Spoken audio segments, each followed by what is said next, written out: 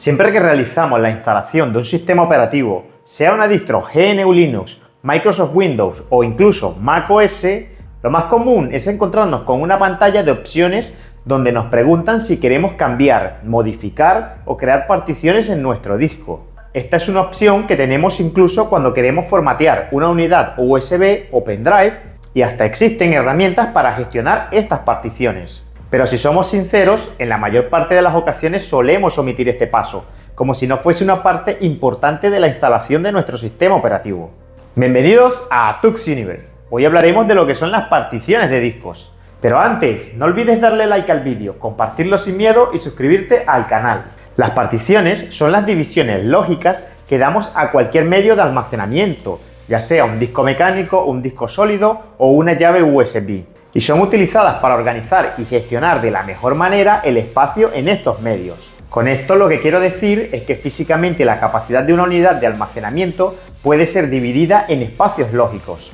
Por ejemplo, un disco físico con una capacidad de 1 TB puede estar dividido en dos unidades lógicas de 500 GB o en 4 de 250. Incluso podemos hacer una partición de 300 GB y otra de 700. Todo esto depende de la necesidad o uso que queramos dar al disco. Incluso muchas personas utilizan una partición para el sistema y otra para sus datos. De esta manera, si quieren reinstalar el sistema, lo hacen sin el temor de perder toda su información. Pero para que las particiones puedan contener datos, deben poseer un sistema de archivos. Los sistemas de archivos son estructuras que se aplican a una partición para organizar y gestionar los archivos y directorios almacenados en esta. Este es prácticamente el método que define cómo se almacenan, organizan y accede a los datos almacenados en esa partición. Existen múltiples sistemas de archivos con diferentes capacidades y características, como por ejemplo los FAT y NTFS utilizados por Windows, los EXT, BTRFS o XFS que usamos comúnmente en nuestras distros GNU Linux, y los APFS o HFS que se usan en macOS. Es importante destacar que el espacio que dejemos sin asignación en un disco no cuenta como partición, por lo que no podrá tener un sistema de archivos.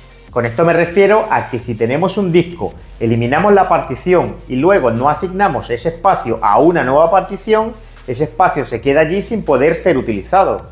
Pero para que todas estas particiones funcionen, es necesario un esquema de particiones, el cual es un método que define cómo se crean y organizan las particiones en un disco. Un ejemplo muy bueno que he encontrado para poder explicar mejor cómo funcionan los esquemas de particiones y las particiones pueden ser los libros. El índice es el esquema de particiones y los capítulos las particiones que tenemos creadas.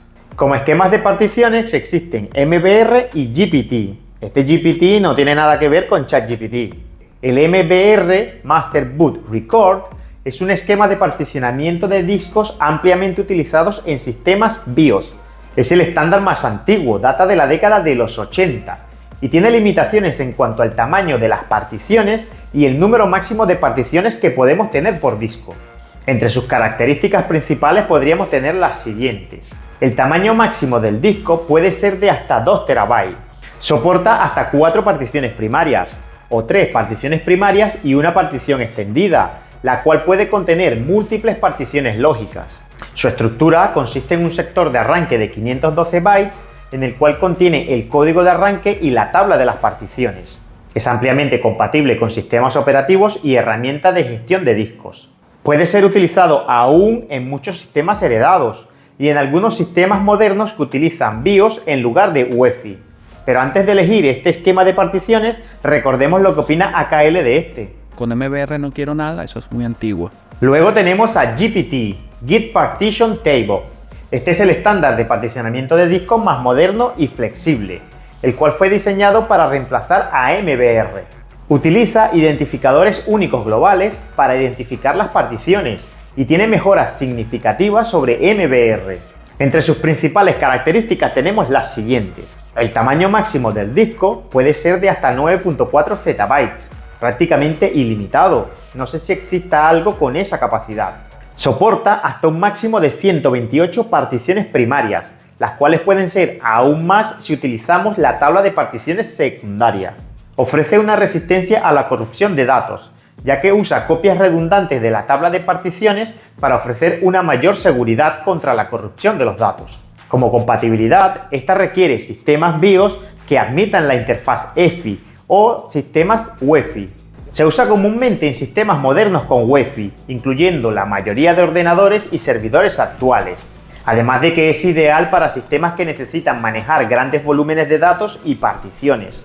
Luego creo que lo más importante son los formatos de partición de archivos, ya que justo cuando llegamos a esta pantalla durante la instalación de nuestro sistema, no sabemos qué elegir o prácticamente no sabemos qué hacer. Vemos tantas opciones de formatos de partición de archivos que muchas veces creo que pensamos que son todas iguales. Pero la verdad es que hay muchas diferencias importantes entre ellas.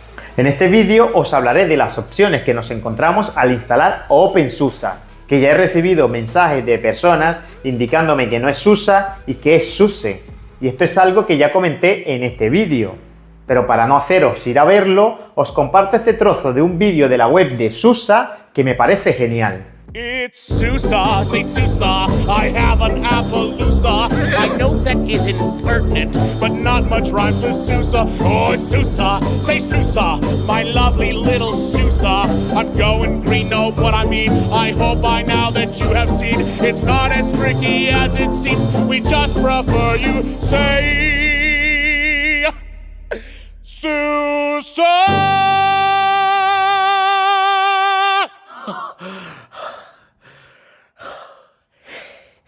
How do you say it? SUSE.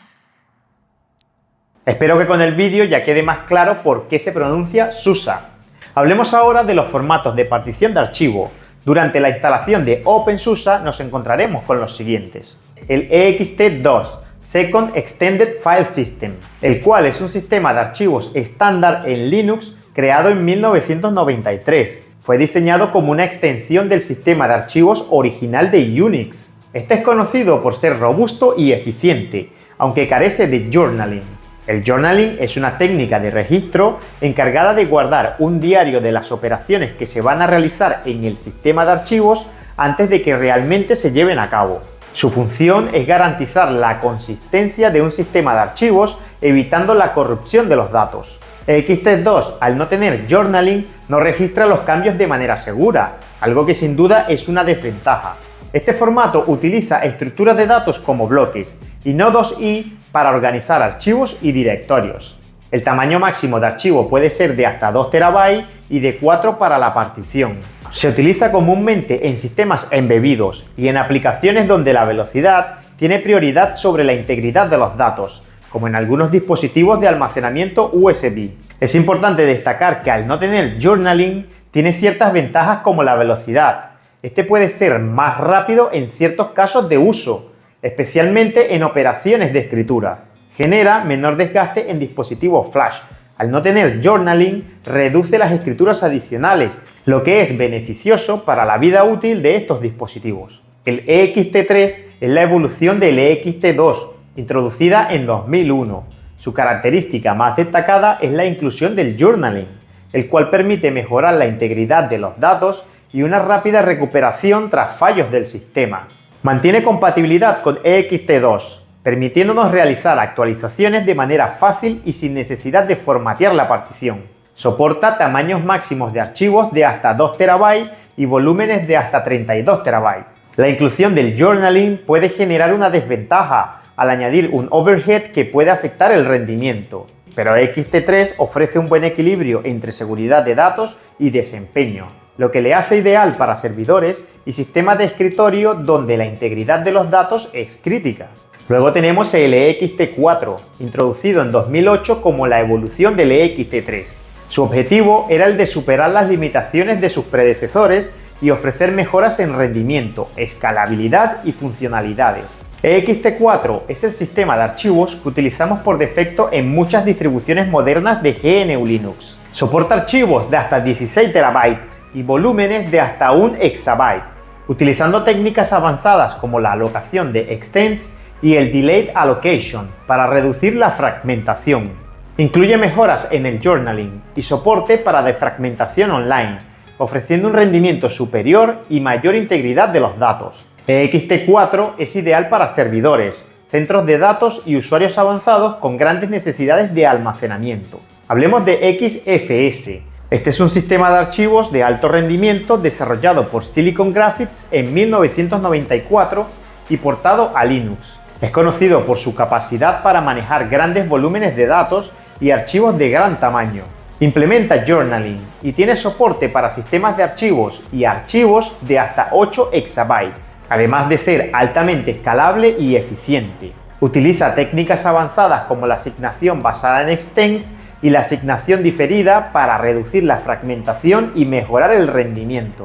El XFS es ideal para servidores, centros de datos y aplicaciones de alto rendimiento que requieren un sistema de archivos robusto y flexible. Luego tenemos a BTRFS, el cual fue desarrollado por Oracle en 2007. Este es un sistema de archivos avanzado y moderno, diseñado con la intención de superar las limitaciones de los sistemas de archivos tradicionales. Utiliza técnicas como el Copy on Write, snapshots y subvolúmenes, y ofrece características integradas de write y compresión.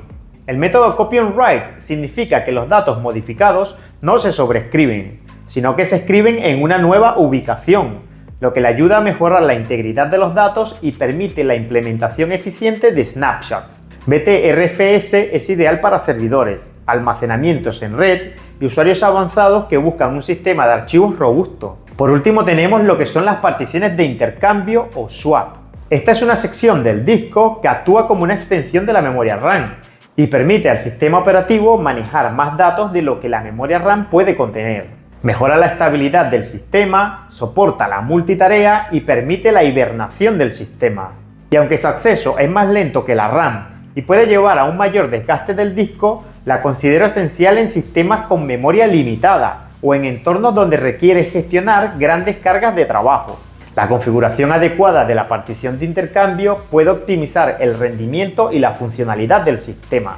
Otra cosa que me gustaría comentar es que los discos ópticos como los DVD o los CD utilizan tipos específicos de partición llamadas UDF, Universal Disk Format. Este formato permite la adición de archivos y carpetas, siendo esencial para la mayoría de los programas de grabación de discos que permiten escribir datos en unidades ópticas. Creo que la mayor parte de los usuarios de un PC sabemos que las particiones en Windows se identifican mediante una letra seguida de 2 puntos, como por ejemplo la C, la cual es mayormente utilizada como el disco principal. Pero a diferencia de esto, en los sistemas Unix o Unix-like, las particiones se integran en un único árbol jerárquico a través de directorios específicos. Este proceso de montaje requiere privilegios de superusuario o root para garantizar la integridad y la seguridad del sistema operativo. También podemos gestionar, modificar o eliminar nuestras particiones con el sistema operativo instalado o funcionando. Existen herramientas que nos facilitan esto, como Diskpart en Windows, Disk Utility en macOS o Gparted, una herramienta de GNOME, KDE Partition Manager o FDX en consola para las distribuciones GNU Linux. Espero que os haya gustado el vídeo y que os sea útil, aunque sé que es excesivamente largo. De ser así, no olvidéis darle like, compartirlo sin miedo y suscribiros al canal. Por mi parte me despido y nos vemos en el próximo vídeo.